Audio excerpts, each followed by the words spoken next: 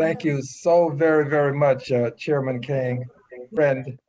And I especially thank you for all that you've done in Houston, Texas to make Houston a much better place. I especially thank the Korean community for what you've done in Houston, Texas to make it a much better place. To President Park, thank you very much for allowing me to be a part of this seminar. I'm going to adjust my mask slightly. And I have my mask on because I have staffers working with me.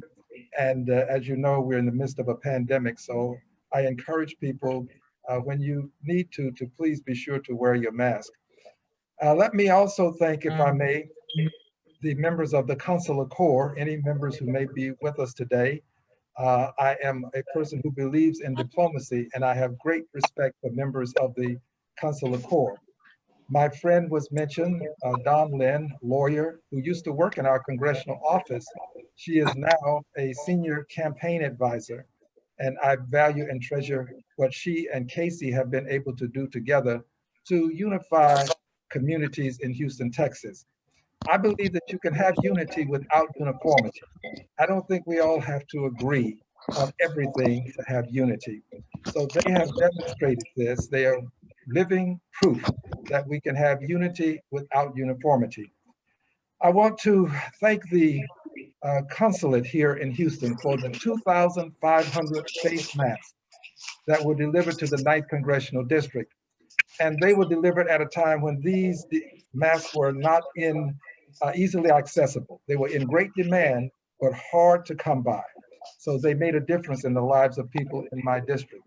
I thank the consulate for the lunches that you donated to the police department, the lunches that you've donated to the Harris County Public Health frontline healthcare workers. You have done an outstanding job, and for this, I will be eternally grateful. I'd like to just mention a few things about your theme, because I think it is a worthy theme, one that I could not possibly extol all the virtues of, but I do want to say a few things. The theme of human security. You see, I believe that human security is national security. I believe this because if you secure the human being, you secure the family. If you secure the family, you can secure the community. If you secure the community, you secure the city, the state, the county. And if you secure cities, states, and counties, you can secure a nation. So human security is another way of achieving national security. In fact, human security must be had to have national security in the truest sense of it. So I'm grateful that you've chosen this theme, and I have reviewed the 7 issues associated with human security. I'd like to say just a word briefly about these issues. Economic security is important to all of us, but to have economic security, it has to be worldwide. And people who work for a living have to have a living wage, and they have to have economic stability. There are many other things to be said about this, but I truly believe that we have to have the ability to earn a living if we are working for a living. Food security is important because 821 million people suffer hunger, and they did so in 2018. This is per the United Nations. Food security must be available, it has to be accessible, and it has to be affordable.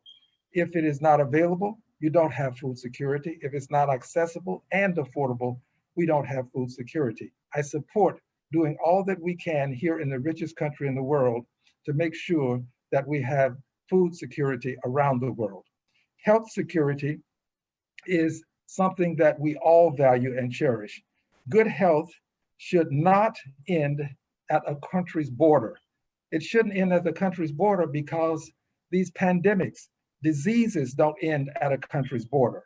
Diseases have demonstrated to us, especially now with the coronavirus, that they traverse the globe. So we have to have universal health security.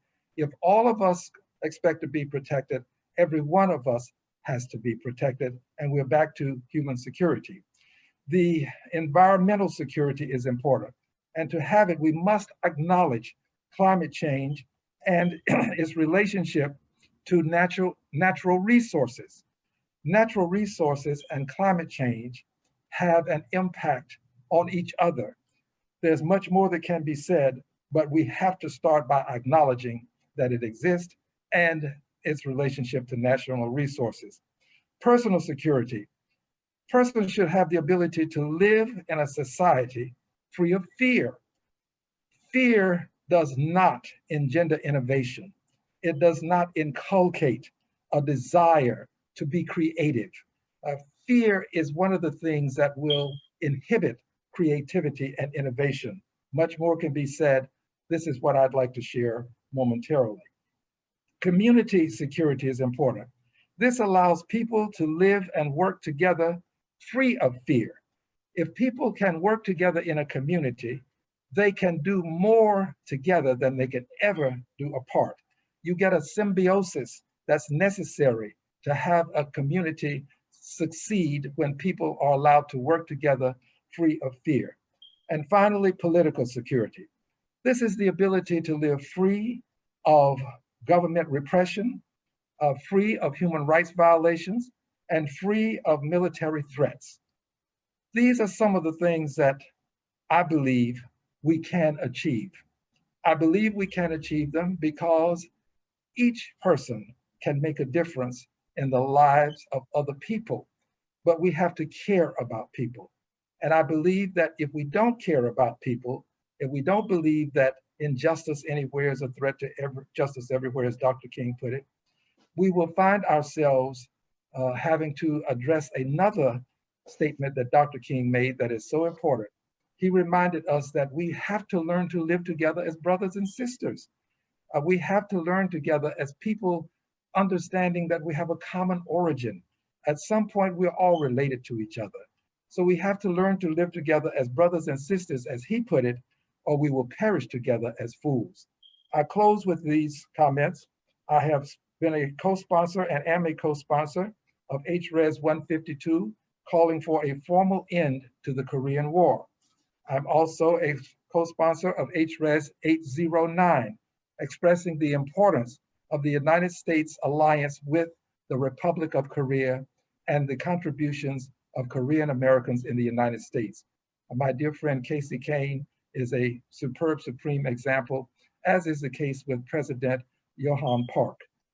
And in doing this, friends, I want you to know that I thank you for allowing me to represent you in Congress. No one who has the opportunity to be a representative should take it for granted. People have made a decision to trust and to give me the opportunity to be there for them in their absence. So I thank you for allowing me to have this opportunity to represent you in Congress. And I will not tell you who to vote for, but I do encourage you to vote because it is one of the most sacred rights that we have in this country.